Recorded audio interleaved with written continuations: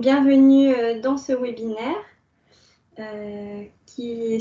dont l'objet est de vous présenter les appels de l'appel Green Deal 2020 qui sont spécialement dédiés aux équipes en recherche en sciences humaines et sociales. Donc, excusez-moi, je suis un peu nouvelle. Je crois que j'ai arrêté la présentation au lieu de passer à la diapo suivante. Je suis désolée. Olivier, si tu peux remettre le diaporama.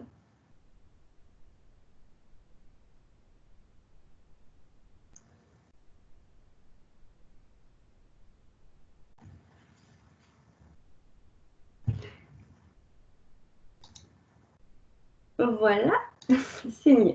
Voilà, donc aujourd'hui, moi je suis Alexandra Torero-Ibat, je suis entourée de plusieurs collègues de différents points de contact nationaux, SHS, Sciences avec et pour la société, Transport, et également Monsieur Denis Salès a accepté de venir et nous aider à commenter les appels et à répondre à vos questions. Donc voilà comment on a imaginé le déroulement du webinaire. Je vais vous rappeler les grandes lignes du Green Deal et de l'appel Green Deal 2020 dans le cadre desquels s'inscrivent les appels que je vais vous présenter.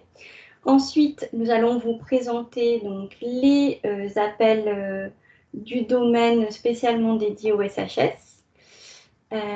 Ensuite, Denis Salès apportera ses éclairages.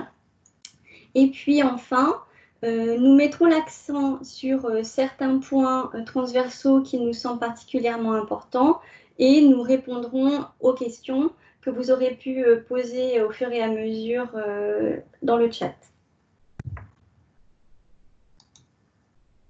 Donc tout d'abord, un rappel rapide du cadre dans lequel s'inscrivent ces appels. Donc le Green Deal, c'est en fait une des grandes orientations de la nouvelle Commission européenne. Vous en avez sûrement déjà entendu parler.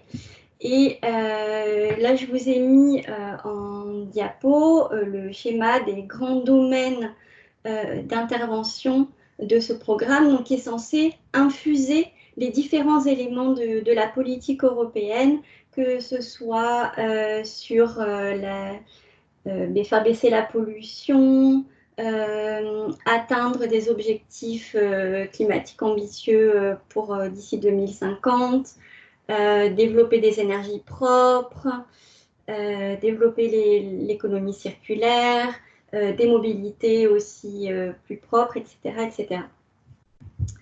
Et donc, ça infuse l'ensemble, ça va infuser l'ensemble de la politique de la Commission.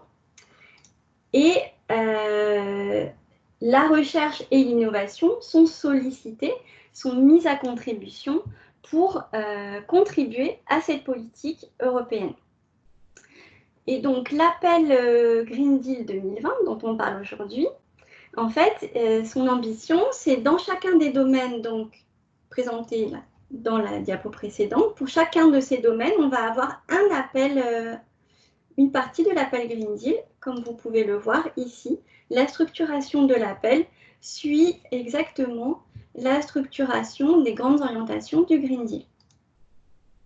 L'idée, c'est dès 2020, donc sans attendre Horizon Europe, qui commence en 2021, déjà de permettre à la recherche de commencer à contribuer à ces objectifs de la Commission. Et c'est une première amorce. Et ensuite, tout au long aussi de la programmation de financement de la recherche et de l'innovation Horizon Europe, il y aura aussi les priorités autour du développement durable et des ambitions du Pacte vert qui va infuser les appels. Et dans Horizon Europe, on aura en transversalité des différents appels qui seront publiés. On a des missions qui gèrent les priorités économiques et sociétales de l'Europe et qui essayent de suivre en interaction avec la société la façon dont la recherche permet de contribuer à ces progrès sociétaux. Et donc, on voit que les différentes missions d'Horizon Europe, que ce soit celle directement dédiée à l'adaptation au changement climatique, mais celle qui sera sur la santé des mers et des océans, l'atteinte d'ambitions pour des villes climatiquement neutres et intelligentes, ou même sur la santé des sols, l'amélioration de l'alimentation, quasiment toutes les missions d'Horizon Europe vont être aussi concernées par le Green Deal. Donc là, sur l'appel Green Deal 2020, il y a 1 milliard d'euros qui vont être distribués sur 11 domaines d'intervention. On a les 8 domaines thématiques qui correspondent aux 8 axes programmatiques du Green Deal. Et puis, on a 3 domaines transversaux, dont le domaine Empowering Citizens for the Transition towards a Climate Neutral Sustainable Europe, qui est le domaine dont on va parler ce matin.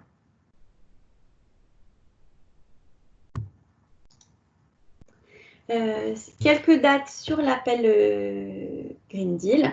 Donc là, on en est au stade de la publication de brouillon, dont vous trouvez les éléments sur le site. Vous trouvez à la fois vous trouvez ces documents diffusés directement par la Commission, mais vous les avez aussi sur le site H2020 du ministère. En septembre, on aura le texte officiel, la publication de l'appel, une proposition d'événement de réseautage, même s'il se fera à distance, mais vraiment un événement de réseautage au niveau européen, donc ça peut être intéressant pour développer votre consortium. Les réponses seront à déposer pour fin janvier, les évaluations se feront au printemps, et les premiers projets pourraient commencer dès l'été et d'ici la fin de l'année 2021. Donc, maintenant, venons-en directement aux appels du domaine qui nous intéresse ce matin. Donc, ce domaine transversal, il s'agit de donner aux citoyens les moyens de contribuer à la transition vers une Europe plus durable et pour atteindre l'objectif d'une Europe neutre sur le plan climatique en 2050. Donc, premier point vraiment important, l'idée c'est quand même qu'à travers l'ensemble des appels Green Deal, et pas seulement ceux du domaine 10, dans l'ensemble des appels, on attend en fait un volet qui est comment on va engager les citoyens dans cette démarche. Ce qui fait que cette problématique de l'engagement des citoyens, d'innovation sociétale, elle doit infuser l'ensemble des appels, et les chercheurs en sciences humaines et sociales sont attendus, en fait, leurs contributions sont attendues dans l'ensemble des appels. Mais il fallait quand même un ensemble d'appels dédiés, et donc ça c'est notre domaine 10, qui propose des actions transversales, mais ce sera bien en préparant votre réponse d'imaginer aussi comment ces actions elles pourraient s'appliquer concrètement dans les différents domaines du Green Deal.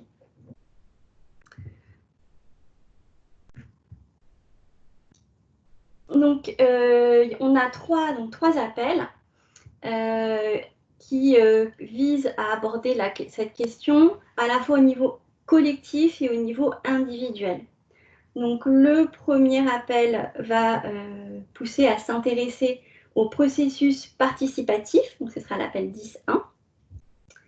L'appel 10.2 s'intéresse à stimuler, trouver des nouvelles stratégies pour induire, accompagner des changements de comportement, des changements sociaux, des changements culturels, pas simplement au niveau des individus, mais au niveau des organisations, au niveau des systèmes politiques, etc. Donc, comment au niveau collectif, on peut essayer de penser, accompagner les changements, comprendre les freins, etc. Et puis, on a un troisième appel qui est destiné plus spécifiquement à voir comment les citoyens peuvent s'engager au niveau individuel. Et ce troisième appel 10.3, aura deux sous-parties. Comment on peut accompagner la prise en main des citoyens de ces questions à travers l'éducation, et puis comment on peut le faire à travers d'autres outils que sont les sciences participatives, l'engagement citoyen, etc. Donc voilà pour une vue globale. Et maintenant, on va examiner ces appels les uns après les autres. Alors moi, j'ai opté pour une présentation vraiment assez synthétique pour que vous voyez les grandes idées qui ressortent de ces appels. Mais d'une part, à travers dans la partie échange, on pourra revenir sur plus de détails sur chacun des appels, évidemment. Mais je préférais, je pense que c'est plus utile de commencer par vous donner les idées phares, et quitte à approfondir ensuite. Également, je voulais, avant de commencer la présentation de chaque appel, insister sur certains points transversaux. Il est explicitement attendu que les projets lauréats, dans leur développement, interagissent entre eux. Et non seulement au sein, les lauréats de l'appel 10.1 ou de 10.2 ou de 10.3, mais également les lauréats des 3 appels. On s'attend à ce qu'ils travaillent ensemble. Et puis, on s'attend aussi à ce que ce qui est produit par ces projets infuse dans les autres domaines du Green Deal. Et pour préparer les projets, il est vraiment important de s'appuyer sur l'existant, vous en avez l'habitude, mais ici, on est dans des appels vraiment très orientés sur à l'apport de résultats concrets, de solutions concrètes à la Commission européenne pour qu'elle puisse développer sa politique.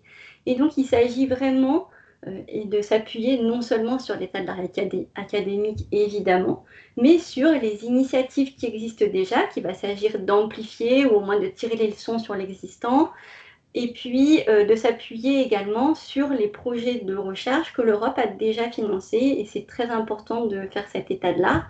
Dans le texte des appels, on a déjà des références précises à certains projets, à certaines initiatives. C'est au moins la base qui est attendue, sur laquelle vous devrez vous appuyer. Donc l'appel 10.1, son intitulé, c'est pour s'intéresser aux capacités au niveau européen de délibération, de participation citoyenne au Green Deal. Donc l'objectif de cet appel, c'est que l'Europe puisse s'appuyer sur l'implication des citoyens en développement des processus participatifs au sens large. Qu'est-ce qui est attendu dans cet appel? Quel est l'impact que doivent avoir les projets? Bon, l'idée, c'est que pour que ça fonctionne, il faut que les citoyens puissent s'approprier les questions, s'engager et agir. Donc, il faut proposer des choses pour une réappropriation citoyenne des enjeux. Il s'agit aussi que grâce au processus participatif mis en œuvre, assemblée citoyenne ou autre, il y a des solutions concrètes qui soient proposées et qui permettent d'alimenter le pacte vert.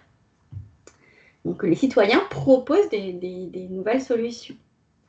Il s'agit de travailler de façon en co-création, avec les citoyens, en co-implémentation, etc. Donc ça, on trouve vraiment beaucoup de vocabulaire dans l'appel de co-création.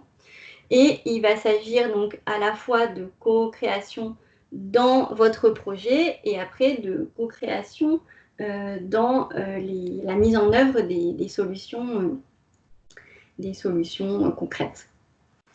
Et puis, il est aussi mis en avant qu'on attend un impact aussi d'innovation sociale et d'implication des citoyens dans cette innovation sociale. Et il y a un certain nombre d'actions qui sont proposées, qui sont suggérées dans le texte de l'appel pour atteindre ces objectifs et pour permettre d'avoir cet impact. Donc, ce qui est proposé et ce qui est fait sur plusieurs des appels, ça a l'air un peu bateau, mais si on creuse, c'est quand même important pour comprendre l'esprit, c'est de mettre en place des réseaux donc, transnationaux qui vont regrouper des experts académiques et non académiques. Donc, de mettre en réseau des chercheurs, des praticiens des associatifs, des industriels, tout ce que vous voulez. L'idée, c'est que sur ces questions, on travaille, on met en place, on structure des réseaux. Ensuite, ce qu'il est proposé, c'est concrètement de mettre en œuvre des processus délibératifs. Donc, il s'agit de faire des expérimentations, en fait, grâce au projet. Et là, l'idée, c'est que les sujets qui seront proposés à la délibération des citoyens, elles soient co-décidées avec la commission. Donc, dans votre projet, vous proposez des choses, vous proposez des façons de décider des thématiques, des types de processus, des lieux d'expérimentation, mais il s'agit vraiment directement de travailler avec la commission sur la mise en place de ces processus délibératifs. Ce qui est aussi suggéré, c'est de travailler en association avec les politiques, donc avec les gouvernements à différents niveaux, que ce soit avec des collectivités locales, avec des États, et puis avec les institutions européennes. Travailler en association avec eux pour en fait avoir un impact. L'idée, c'est que ces processus délibératifs qui vont être mis en place, il faut qu'on sache clairement de quelle façon ils vont être écoutés, de quelle façon les résultats, les solutions qui en sortent, les gouvernements s'engagent à les mettre en œuvre, etc. Et puis, il est proposé, ça s'est proposé aussi dans plusieurs appels, mais comme il y avait une insistance, je pense que c'est un point quand même important, c'est que dans le cadre du projet, on propose de mettre en place des sortes de conseils indépendants qui permettent de regarder ce qui est fait dans le projet, de donner des conseils, voilà, d'être garant en fait, d'être garant de ce qui se fait dans le projet en termes scientifiques, en termes éthiques, etc. Donc, est-ce que, Denis, vous vouliez, sur ce premier appel, faire déjà quelques commentaires? Oui, bonjour. Merci de m'accueillir dans ce webinaire. Donc, juste d'un mot, moi je suis donc sociologue à INRAE à Bordeaux et je travaille sur les questions d'adaptation au changement climatique, sur l'évolution, les anticipations dans les politiques publiques du climat. Donc, je voudrais juste faire un petit commentaire plus global et ensuite je réagis à votre présentation, Alexandra. Alors tout d'abord, ce qu'est ce Green Deal, faut être conscient, c'est un programme très normatif qui fixe des objectifs à atteindre pour une société bas carbone et qui prétend, par la recherche, trouver des voies pour les atteindre. Alors ça ressemble beaucoup aux objectifs de développement durable de l'ONU, hein, c'est-à-dire des objectifs très ambitieux, parfois on se dit inatteignables, mais c'est un peu l'idée de, voilà, et ensuite trouver les voies et les chemins. Alors, bon, et pour des sciences humaines et sociales, pour mes collègues qui sont là, je pense qu'il y a beaucoup de présupposés discutables, un peu sur le solutionnisme qui repose derrière ça, sur une certaine vision du social, avec l'idée que on a des solutions, mais quelque part le social résiste et il va falloir trouver, notamment par des techniques, le moyen d'amener la société à prendre conscience et acte de ces évolutions. Donc, bon, je pense qu'on est les uns et les autres pas dupes de ce métadiscours prescriptif qu'on retrouve très souvent dans les programmes européens, et peut-être plus encore dans celui-là. Mais bon, les sciences humaines et sociales savent composer avec ça. Donc voilà, ça c'était mon premier commentaire global. Sur le premier thème qu'a évoqué Alexandra, donc effectivement, on se retrouve face sur la capacité de délibération. J'ai bien noté que c'était à l'échelle européenne. Donc, bon, après, il y a une précision sur les échelles. C'est penser au Oui, niveau local c'est à jusqu'au différents niveaux. niveau européen. Hein, C'est à différents niveaux. Mais il s'agit de voilà. se coordonner au niveau européen, mais on peut très bien faire des expérimentations très locales également. Voilà. Alors moi, ce que j'ai noté, c'est que ça c'est tourné, c'est très orienté vers de l'ingénierie de la délibération.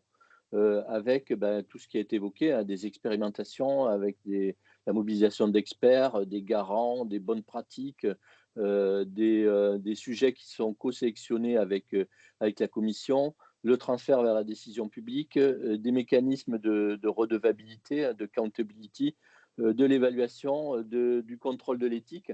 Donc, c'est vraiment très, très procédural.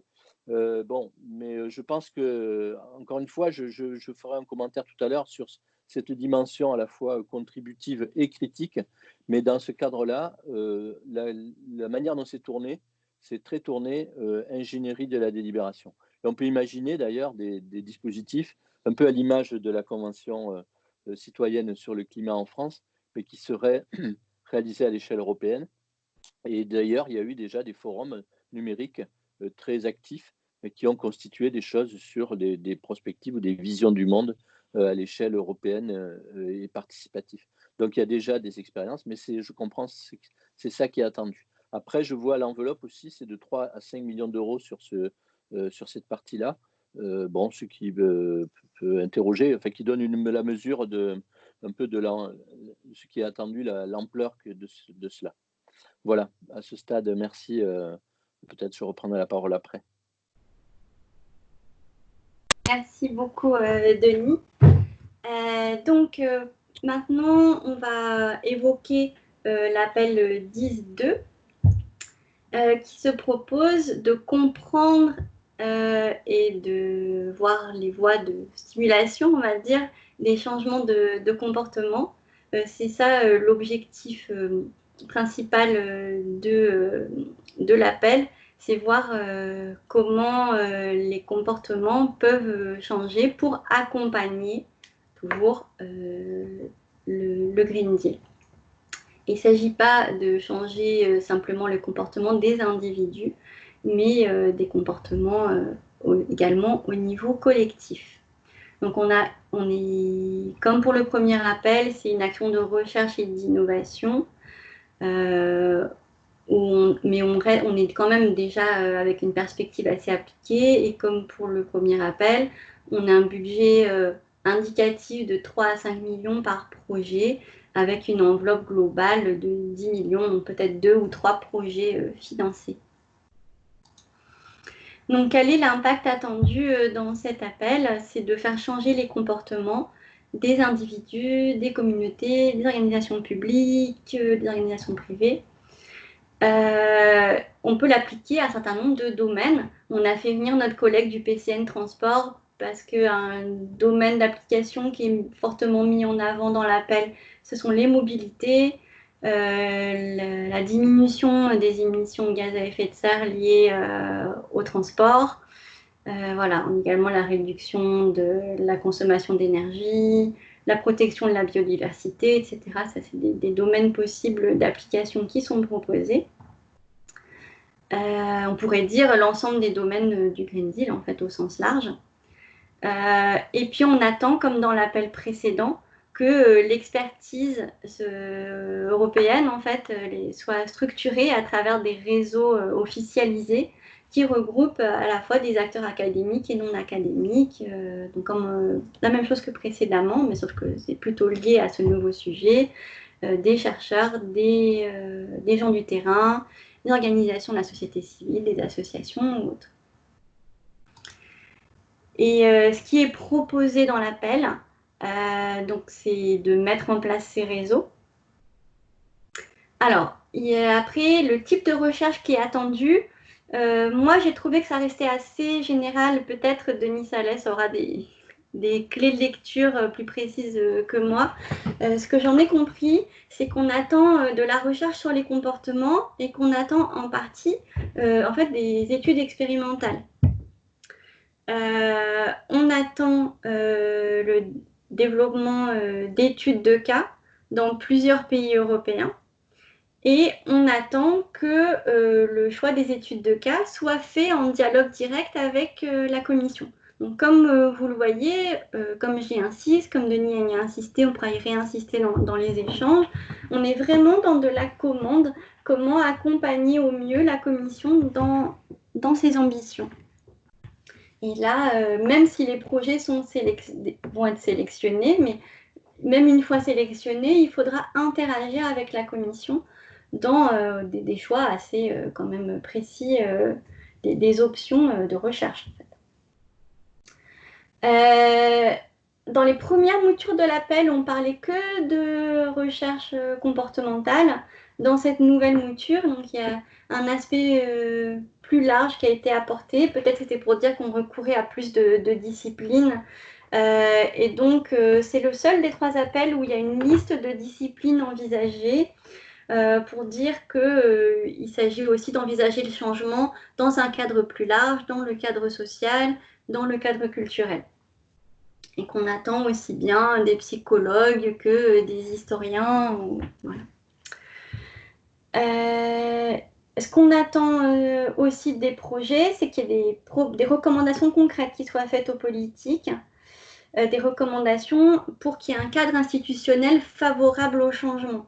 Ce qui est plutôt cité dans l'appel, ce serait des freins de certains groupes pour qui les changements proposés ne seraient pas favorables. Il y a un exemple qui est donné, qui est celui des entreprises, certaines entreprises qui trouveraient que ça leur rajoute beaucoup de coûts, que ça ferait augmenter leurs coûts et on pourrait les rendre moins compétitives. Il y a aussi l'exemple qui est donné plus au niveau des individus de groupes sociaux défavorisés qui peut-être ont des pratiques frugales, mais qui peuvent se trouver aussi, par exemple, si on demande de faire de la rénovation énergétique des bâtiments, si c'est des locataires ou même certains propriétaires plus modestes qui n'ont pas les moyens de le faire. Dans ces cas-là, il faut des politiques en fait d'accompagnement. Et là, ce sont des changements au niveau institutionnel qui peuvent être proposés. Et c'est là-dessus qu'on attend des recommandations de la part des projets et des consortiums. Et puis, là encore, comme pour l'appel précédent, il est insisté sur le fait qu'il faut mettre en place des conseils indépendants qui puissent être garants des processus. Voilà, Denis, je vous repasse la parole. Oui, merci. Alors, peut-être quelques commentaires sur ce volet-là. Donc, c'est clairement, ça affiche une ambition, enfin des objectifs sur les changements de comportement. Donc, une approche assez behavioriste, on pourrait dire, mais qui est aussi liée à la question des changements de pratique. Et là, bon, encore une fois, c'est très prescriptif, très normatif. Peut-être que ça ne prend pas suffisamment en compte, mais c'est peut-être pas dit explicitement, mais je crois qu'il faut quand même l'interpréter comme ça, tous les expérimentations sociales et citoyennes qui fleurissent un peu partout. Il faut certainement les prendre comme référence pour ensuite éventuellement les porter dans des projets et les faire émerger dans des projets à titre comparatif avec d'autres pays. Je pense aussi à ce qu'on appelle les grassroots innovation, qui sont déjà là en quelque sorte, alors que l'appel ne considère pas qu'il y a déjà des dynamiques. Je crois qu'il faut peut-être renverser un peu la perspective. Il y a un autre aspect qui me semble important, bon, qui est présent, c'est l'idée qu'il y a des affrontements, des confrontations dans des visions du monde, qui sont des confrontements de visions culturelles, et qu'il faut certainement les prendre en compte et les étudier, ce qui est tout à fait juste. Et puis un aspect peut-être un peu plus en filigrane sur la question du sens dans les politiques publiques, et bon, qui est une question qui monte dans les aspects de sciences sociales.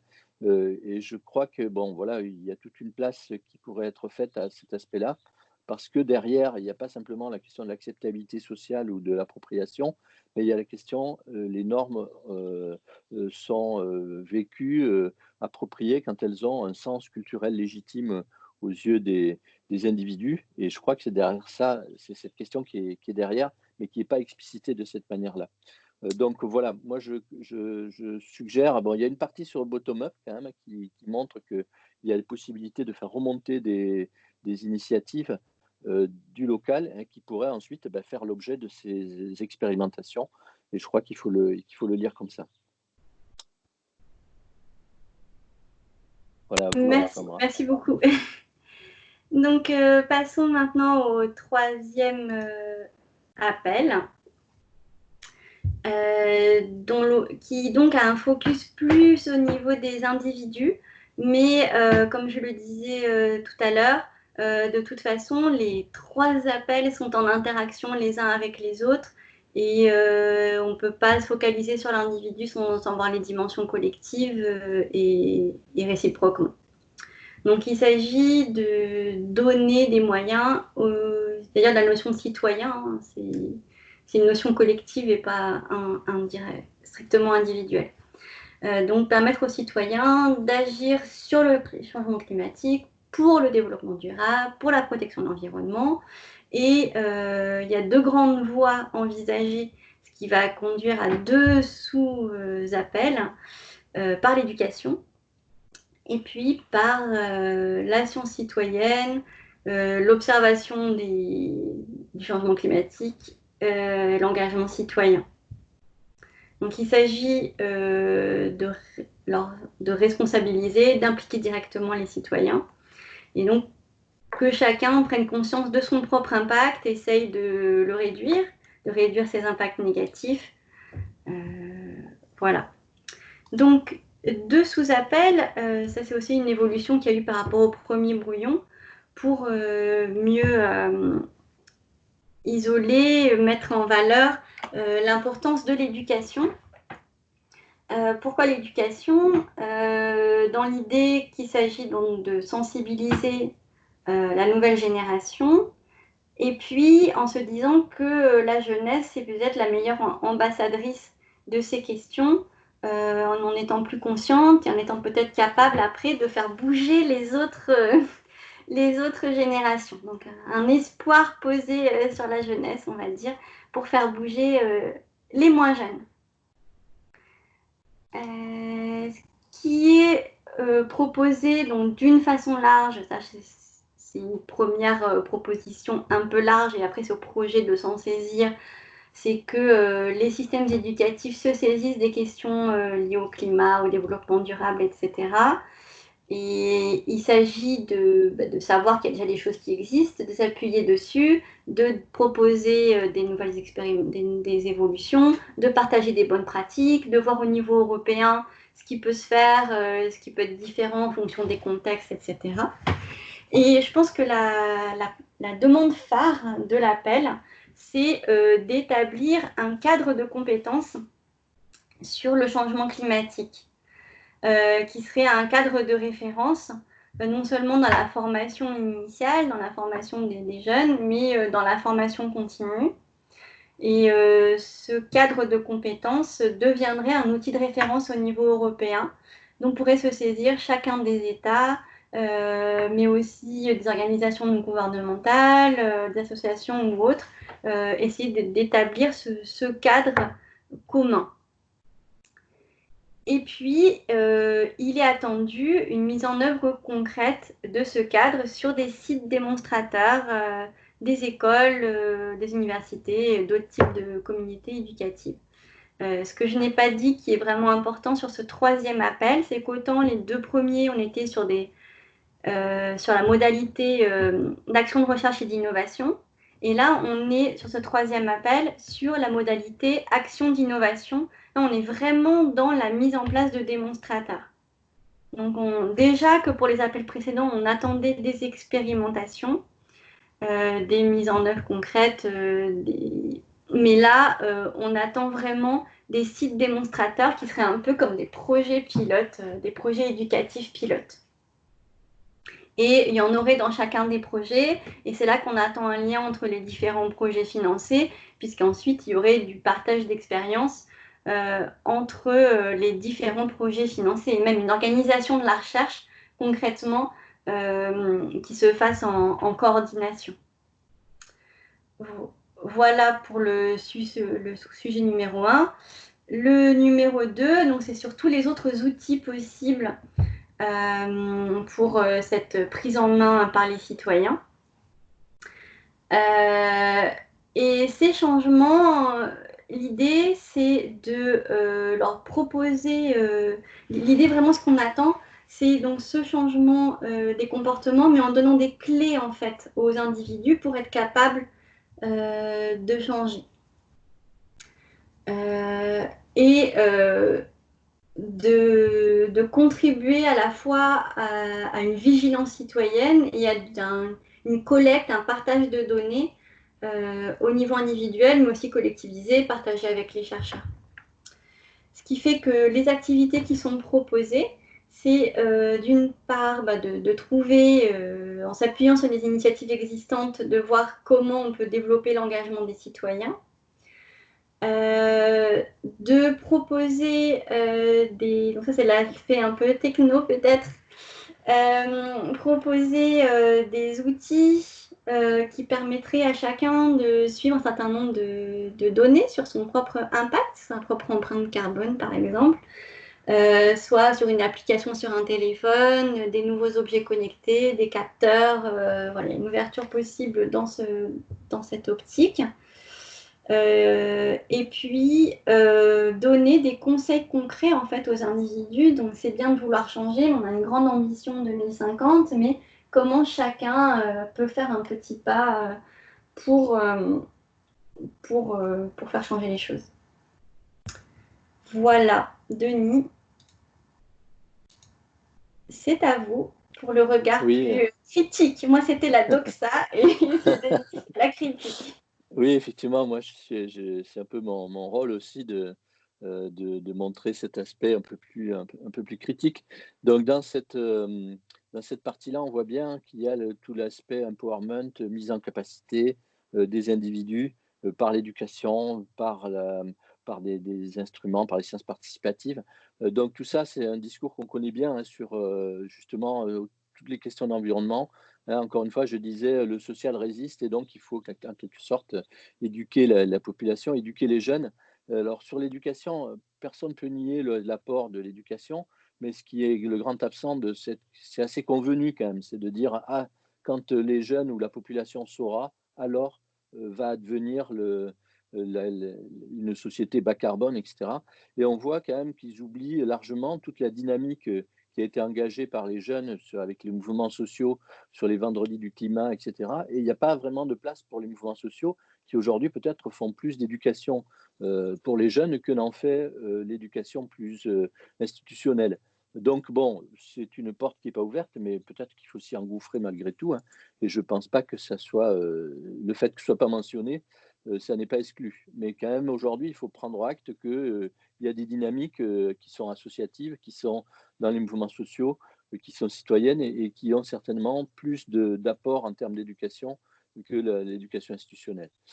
Sur l'aspect des sciences participatives, bon, là aussi, hein, il y a eu énormément de travaux sur l'émergence de ces sciences participatives qui s'appellent tantôt sciences citoyennes, sciences publiques, etc.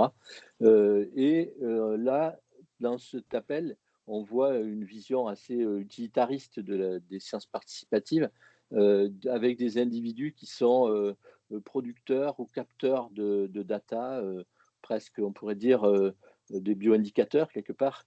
Mais l'idée, c'est, je pense, peut-être de dépasser cette vision qui est certainement trop utilitariste là, parce que la dynamique des sciences participatives, elle est, je crois, autre chose. Elle est plus forte que ce qui est suggéré ici.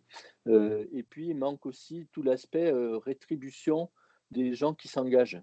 Quelle est la rétribution des gens qui s'engagent dans les sciences citoyennes? Ils ne veulent pas simplement être des producteurs de données, ils veulent aussi être contributeurs peut-être à la production scientifique. Ça, c'est d'ailleurs une ligne qui est très discutée par les scientifiques. Est-ce que les bénévoles de la science participative peuvent prétendre publier? Bon, donc ça, c'est des questions débattues. Mais c'est la question de savoir si, quel est le retour, on appelle ça le pacte participatif, quel est le retour pour ceux qui s'engagent. Alors, il y a une rétribution effectivement morale et symbolique, mais il y a souvent une attente de plus que ça. Et ça, par exemple, ça n'apparaît pas. Et je pense que si on veut travailler sur les sciences participatives, il faut absolument intégrer cette dimension du pacte et du retour vers les citoyens. Qu'est-ce que ça leur apporte? Voilà. Merci beaucoup. Justement, Denis, je vous laisse en fait la parole si vous aviez des remarques plus générales et puis vous vouliez aussi faire du partage d'expérience avec nos auditeurs d'aujourd'hui. Oui, voilà, alors moi, je suis pas, enfin, je suis là parce que on m'a gentiment invité, mais j'ai pas d'expérience plus que ça dans le montage de projets européens.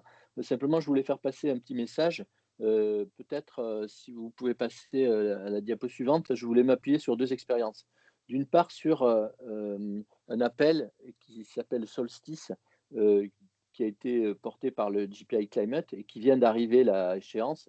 Donc les projets sont en train d'être sélectionnés. Et donc, vous voyez, on était un peu sur le même thème, Enabling Societal Transformation in the Face of Climate Change, avec 3 thématiques. Et donc, c'est un appel dédié aux sciences sociales et avec un focus sur la tentative de faire répondre les sciences humaines, les humanités, qui sont souvent un peu moins présentes dans les réponses. Donc, il y a eu 76 réponses. Donc, 25 ont été présélectionnés et ensuite, là, on est dans la phase finale où 4 ou 5 projets, ou peut-être un peu plus, vont être finalement financés. Et je voulais faire le témoignage de cette expérience, d'une part pour vous dire que bon, vous verrez l'appel comme il est rédigé, il n'est pas aussi normatif que. Moi, j'ai contribué à la rédaction, il n'est pas aussi normatif que le Green Deal, mais malgré tout, bon, je pense qu'il faut s'y engager avec volonté, parce que les gens qui sont dans les jurys, et j'y étais, ben, ils n'ont pas la vision très normative qui figure parfois dans l'appel, et ils savent faire la part des choses, et ils sont comme des collègues, comme vous et moi, et qui avons cette dimension à la fois critique et contributive. Donc voilà. Un autre point, c'est sur, ben, je vais dire après. Donc le deuxième point, c'est sur, à propos du topic sur la délibération, et sur un peu l'enrôlement des citoyens, la mise en capacité des citoyens.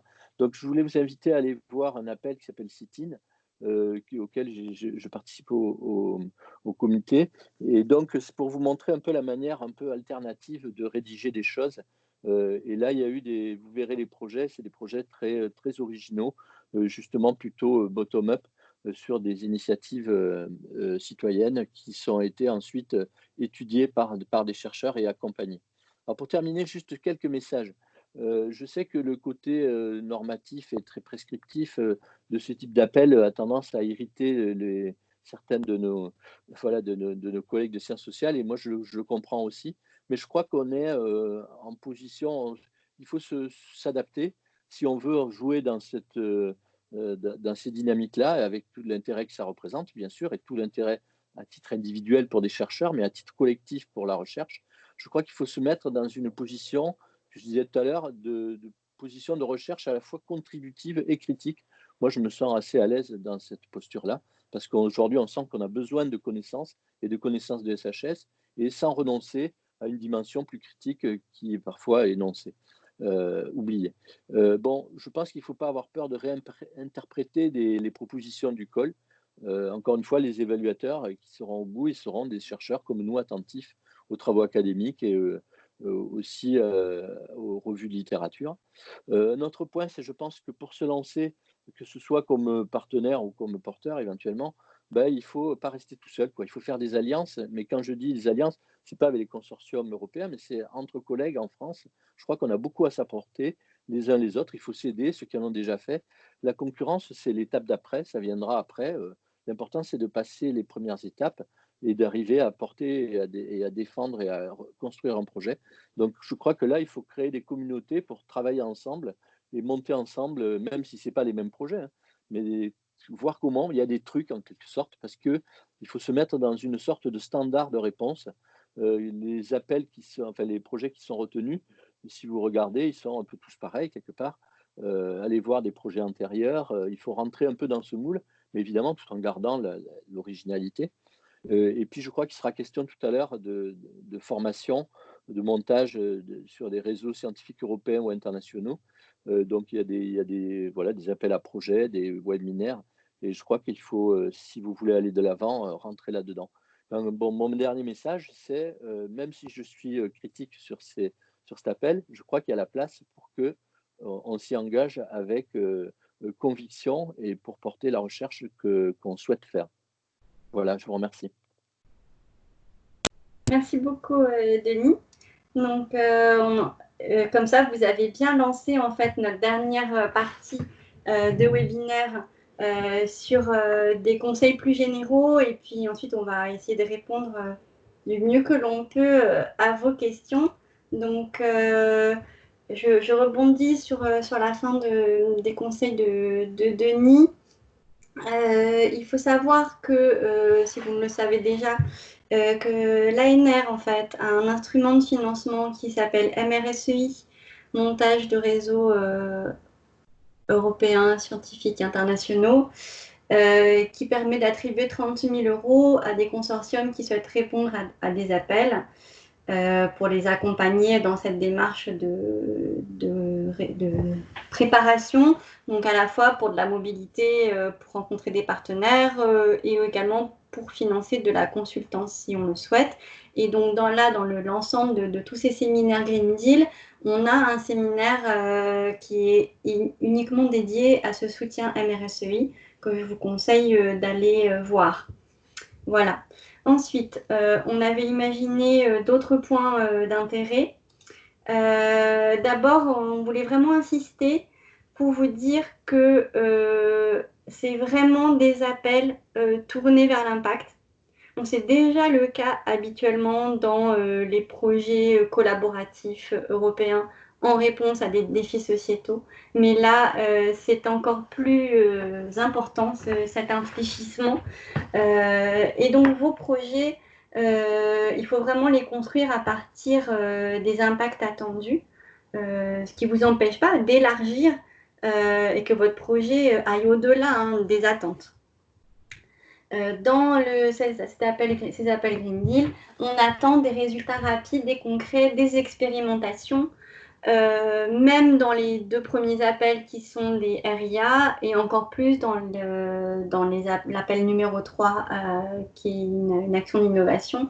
On attend vraiment des mises en œuvre, des démonstrateurs, des expérimentations pour montrer, pour mettre en œuvre et avoir un impact déjà court terme, ce qui n'empêche pas d'avoir une vision à la fois court terme, moyen terme et long terme. Il y a une insistance importante dans la rédaction des appels sur le fait qu'il faut que les projets se dotent d'indicateurs pour mesurer donc leur impact. Et ces indicateurs doivent eux-mêmes s'inscrire dans le cadre d'indicateurs qui existent déjà. Donc l'appel vous renvoie déjà au moins aux objectifs de développement durable des Nations Unies que Denis a mentionné. Il renvoie aussi à d'autres indicateurs, je vous ai mis les liens à chaque fois. Donc moi je ne connaissais pas avant de lire l'appel, sur des indicateurs pour surveiller l'évolution et l'apport de la recherche des objectifs sociétaux. Donc ça, c'est quand vous y suivrez le lien, vous tomberez sur un rapport européen qui propose un certain nombre d'indicateurs, et donc il faudrait que les projets proposent des indicateurs et les suivent en s'inscrivant dans ce cadre-là. Voilà, donc c'est l'impact, l'impact et l'impact. Ensuite, je vais passer la parole à ma collègue du PCN SWAFS, puisqu'on voulait faire un focus sur les sciences participatives, qui sont clés dans ces appels. Merci Alexandra. Je me présente, je suis Anne-Sophie Gallo et je suis membre du consortium du point de contact national SWAFS. La transition est absolument parfaite parce que à l'instant, Alexandra parlait du rapport Maury, qui est un rapport en fait qui est issu d'un projet qui a été financé par le programme de travail SWAFS. Maury, c'est monitoring de la RRI, la recherche et l'innovation responsable, qui a été un concept développé par la Commission depuis la fin du 7e programme cadre et qui regroupe un certain nombre de piliers, notamment l'égalité des genres, l'éthique et l'intégrité de la recherche, l'éducation aux sciences, l'engagement des publics et le libre accès au travail scientifique. Et donc, c'est ces 5 thématiques qu'on va retrouver dans ce programme de travail SWAFS. En parallèle, on a eu le rapport Moedas sur les 3 O, Open Science, Open Innovation, Open to the World, et qui a aussi un petit peu impulsé cette thématique de sciences participatives, citizen science. Alors, il n'y a pas vraiment de définition unique et les concepts et méthodes sont pas forcément compris de la même manière dans un même pays et en fonction des différents pays européens. Donc on entend souvent beaucoup de mots: citizen science, engagement des publics, sciences participatives, sciences citoyennes. J'ai vu tout à l'heure dans la présentation co-implémentation, co-design, consultation citoyenne. Il y a tout un certain nombre de concepts et méthodes qui rentrent dans ce champ. Par contre, il y a un point commun à ces thématiques, c'est la participation. Il y a aussi un certain nombre de rapports qui ont été produits. Je pense notamment dans le cadre français au rapport de la mission Sciences Participatives qui était mené par François Ollier, qui était à l'époque PDG d'INRA et président d'Alenvie. Donc il y a ça peut être déjà une bonne source d'information sur ces concepts pour ceux qui ne sont pas forcément familiers de ces différents termes. Et puis au niveau européen, il y a une association européenne des sciences des citizen science qui, elle, préfère ne pas donner de définition, mais plutôt 10 principes à suivre pour faire de la science citizen science. Donc pour ce qui est de la participation, je vous le disais, c'est le point commun entre les différents termes que j'ai utilisés et que j'ai évoqués juste à l'instant. La participation, elle peut se faire à différents niveaux. Du coup, je vais aussi répondre à une question qui était posée dans le chat par Sophia. Elle va de, évidemment, la sensibilisation du public à la science. Donc, dans ce cadre-là, on peut évidemment envisager des expositions. Donc ça, c'est le premier degré, on va dire. Ensuite, ça passe par encourager les citoyens à participer au processus scientifique, donc soit via l'observation, la collecte, le traitement de certaines données. Je pense, dans le cadre français, à Viginature, mais il y a aussi un certain nombre de projets qui, justement, ont été financés par le programme de travail SWAFS, qui sont des projets de sciences participatives. J'y reviendrai dans 2 minutes. Et puis, souvent même sous la forme de jeux ou de cette manière-là, en tout cas un peu ludique. Mais ça peut également être la définition d'un agenda scientifique. Je pense au projet Simulac qui a également été financé dans le cadre du programme SWAFS et qui consistait à la réunion et à la discussion entre un certain nombre de focus group, de citoyens, d'experts, de scientifiques pour essayer d'identifier un certain nombre de thématiques scientifiques qui en tout cas étaient souhaitées par les citoyens. Et puis on a le côté peut-être un peu plus co-conception, co-design de politique publique qui serait lié à la science. Là, en exemple, j'aurais plutôt en tête la Convention citoyenne pour le climat qui vient de donner ses recommandations la semaine dernière. Donc évidemment, on est sur une approche multi-acteurs. En tout cas, dans le programme SWAP, c'est dans le côté sciences participatives. On a beaucoup évoqué le concept de quadruple hélice.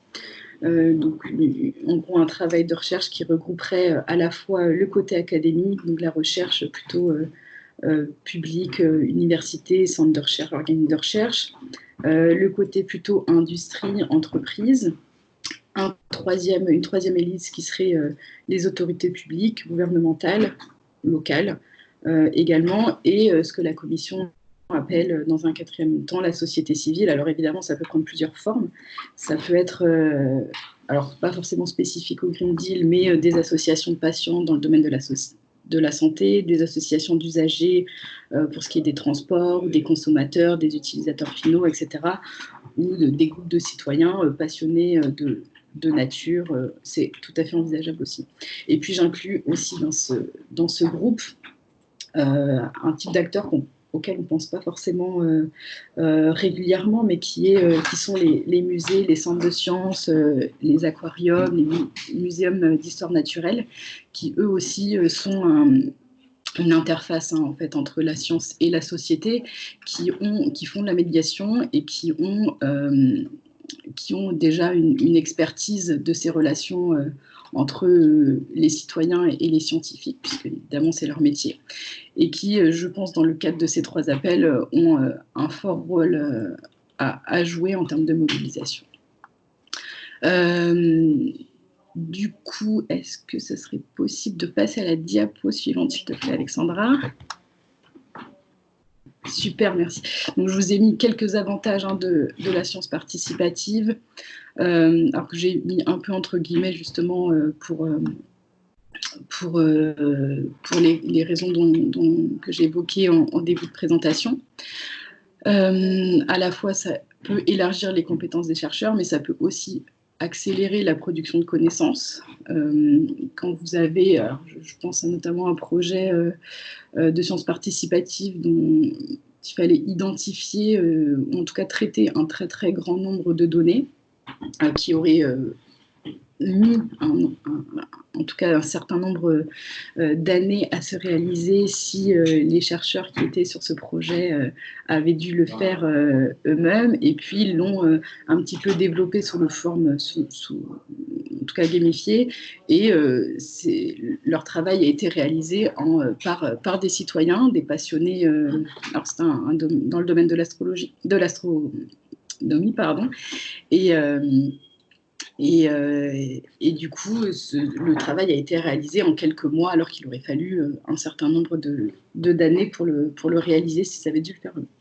Et puis, côté citoyen, on a évidemment une culture scientifique qui va se développer, un esprit critique, une manière de réaliser, de comprendre la méthode scientifique. Et évidemment, on pense aux générations futures. Ça peut également permettre à des jeunes d'y participer et de comprendre de plus le milieu de la recherche et éventuellement de s'inscrire dans des carrières scientifiques. Pour finir, je vous ai mis 3 liens qui me paraissaient importants. Le premier, c'est un catalogue de méthodes d'engagement qui a été réalisé par les membres du projet Engage 2020, qui est un projet qui a été financé dans le cadre du FP7, mais que je trouve toujours très pertinent quand on parle de cette thématique. En gros, ça regroupe toutes les différentes méthodes que vous pouvez utiliser dans ce cadre. Ça part d'un simple focus group à des expositions participatives, en passant par des hackathons. Il y a un certain nombre de méthodes et je trouve que c'est très intéressant. Il y a une explication de chacune des méthodes. Donc c'est plutôt pertinent. Dans un deuxième temps, pour comprendre un petit peu plus côté Commission européenne, il y a le réseau CISNET, qui est le réseau européen des points de contact sciences et pour la société, des points de contact SWAFS, qui a rédigé un policy brief sur justement les citizen science. Donc ça peut permettre d'avoir une première idée d'un petit peu ce que c'est. Et enfin, le dernier lien, qui est la plateforme européenne qui regroupe énormément de ressources sur les sciences participatives. Elle est notamment citée au moins dans l'appel 10.3, dans le texte du draft. C'est un projet qui a été financé, qui est issu du programme de travail 2018, du programme de sciences avec et pour la société. Et puis, alors pour le coup, ça rassemble énormément de ressources. Vous avez des exemples de projets, des exemples de méthodologies, d'évaluation de votre impact dans ce domaine. J'en ai terminé, je repasse la main pour la troisième point. Oui, donc merci beaucoup. Donc on voulait aussi insister, je pense que je l'ai déjà dit 3 fois, c'est la 4e, mais je pense que c'était important, sur le fait que, bon là on pourrait dire que les SHS ont leurs appels dédiés, mais on s'attend à ce qu'elles infusent dans les autres appels Green Deal. Donc je pense que ce serait un peu fastidieux que je vous énumère les autres appels un par un, mais il m'avait semblé intéressant de le mettre dans le diaporama pour que vous ayez à disposition rapidement une première manière de parcourir tous ces autres appels où j'ai essayé de vous lister les compétences, les expertises qui étaient attendues dans les autres appels de la part de la communauté de recherche en SHS.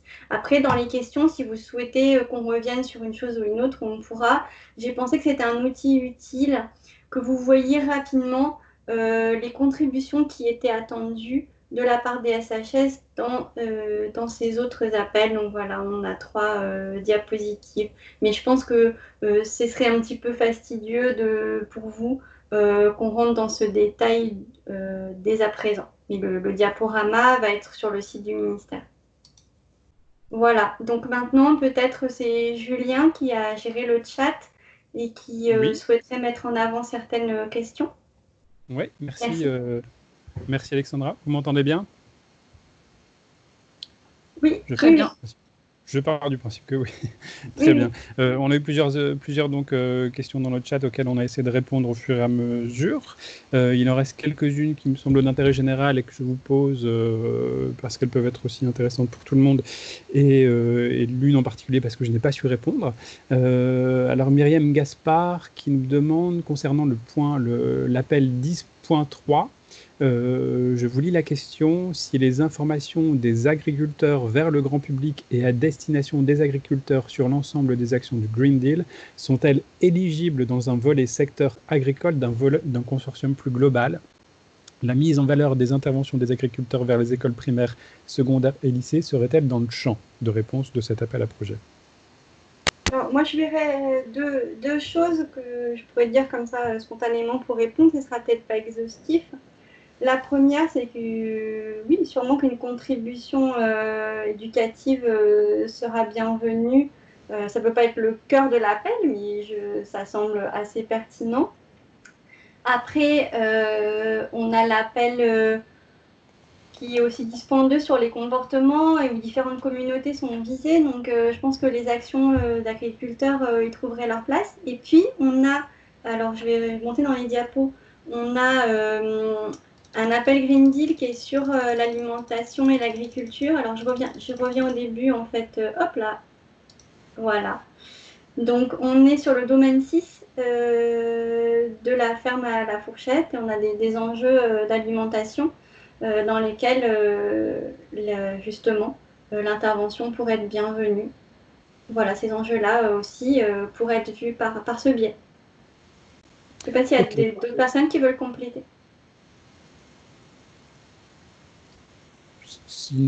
Sinon, je passe à la question suivante. Une autre question donc, sur l'appel 10.3. Est-ce que l'appel 10.3 éducation est ouvert aux expériences hors Europe, par exemple en Afrique, en Nouvelle-Calédonie, en Asie, dans lesquelles il y a des programmes jeunesse sur l'observation environnementale et sur le climat? Alors, dans les appels, il est précisé, c'est vrai que là, je ne l'avais pas dit, que c'est même encouragé d'aller voir ce qui se passe aussi hors d'Europe. Donc, ce sera très bien. Par contre, voilà, c'est voir comment aussi on peut se nourrir de ce qui est fait hors d'Europe pour développer des choses en Europe. Et il n'est pas certain que des partenaires hors Europe puissent être financés par l'Europe dans le cadre de ces programmes. D'accord, merci Alexandra. Une autre question, on parle beaucoup des indicateurs des ODD, mais est-ce que les indicateurs d'impact tels que MORI, MO2RI, sont aussi à utiliser dans les autres domaines de l'appel Green Deal? Alors, j'avais pas regardé spécialement si c'était préconisé. C'était pour les appels du domaine 10 que c'était rappelé à chaque appel. J'imagine que oui, dans l'optique d'une infusion justement des SHS dans l'ensemble des appels. Après, à voir dans le consortium dans lequel vous seriez, comment ce serait pris. Tout à fait. Si je peux compléter juste, étant donné que c'est des indicateurs qui émanent d'un projet financé par la Commission, je pense qu'elle sera quand même globalement sensible au fait que dans les autres appels, ce soit aussi pris en compte.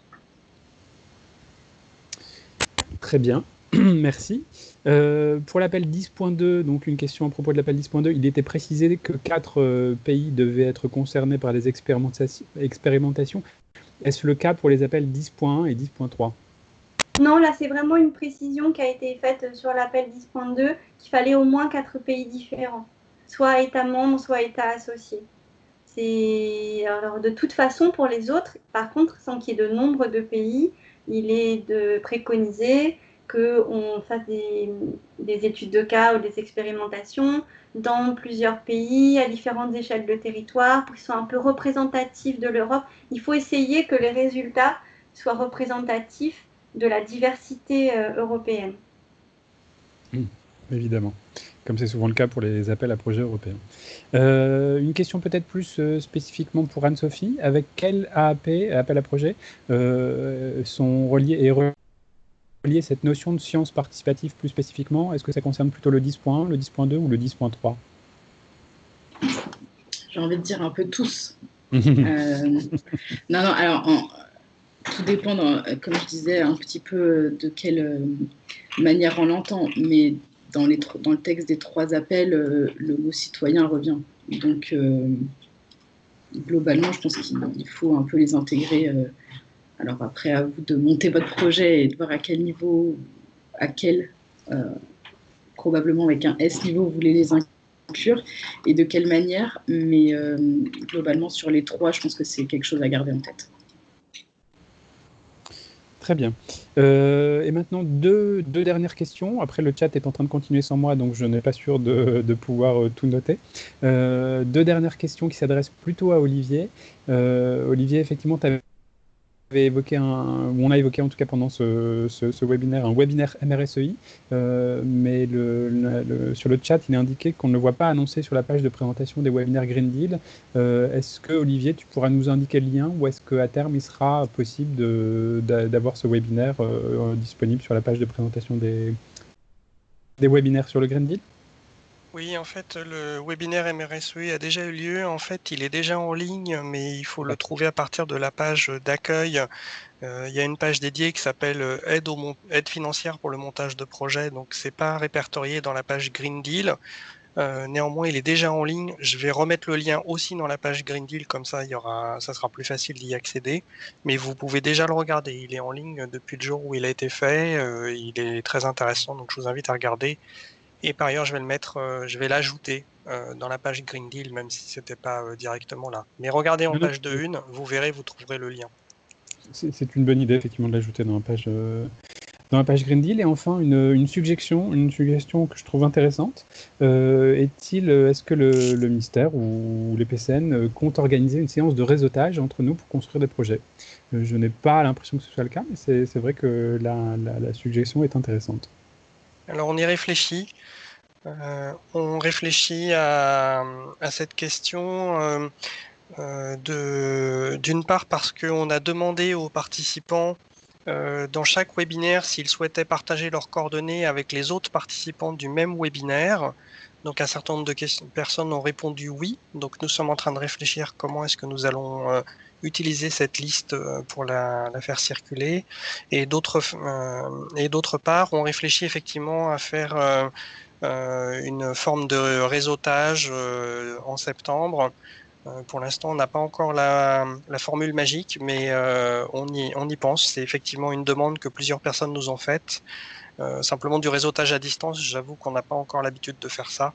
Donc on y pense, mais tout à fait. C'est à l'ordre du jour, même si pour l'instant, j'ai rien de concret à proposer. Très bien, voilà, j'en ai fini avec les questions que j'ai pu noter, même si le chat est en train de continuer sans moi, mais a priori, nous avons répondu à merci beaucoup. Les questions. Je pense que de toute façon, on a atteint l'heure qui était dédiée au webinaire. Donc, je pense qu'on va pouvoir y mettre fin. Je vous remercie à tous de votre participation. Merci à tous ceux qui ont accepté d'intervenir à mes côtés, qui m'ont beaucoup aidé pour ce webinaire. Merci à tous ceux qui étaient là, aux questions posées dans le chat. Voilà. Alexandra, pardon. Oui, tu rappelles le contact de PCN peut-être à la fin? Alors peut-être, il y a également encore une dernière question, pardon, à propos de la science citoyenne, je pense. La question était relative à la notion de centre de science comme rôle de médiateur fort qui pouvait faire partie de ce consortium, et si ce type d'acteur avait plus sa place sur une réponse au 10.1, 10.2, 10.3. Pardon, c'est la dernière question que je poserai et qui s'adresse donc à Anne-Sophie. Alors effectivement, c'était peut-être pas très clair dans ma présentation, mais évidemment, les centres de sciences sont un acteur, pour moi, incontournable de ces 3 appels, dans le sens où ils sont une interface entre les citoyens et les scientifiques, ils font de la médiation, ils maîtrisent ces processus et ils ont un réel intérêt à participer à ce type d'appel.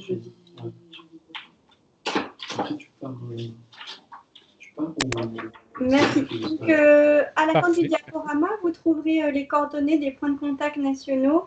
On est là aussi pour vous aider dans le montage de vos propositions, dans l'analyse des appels. Voilà, il y a tous les contacts en fin de diaporama, des différents points de contact qui ont participé à la préparation du webinaire et qui peuvent être pertinents pour vous aider. Merci à tous. Je laisse à Olivier la gestion de la fin du webinaire. Oui, merci, on va couper. Merci beaucoup. Merci à tous les intervenants. Merci à tous les participants.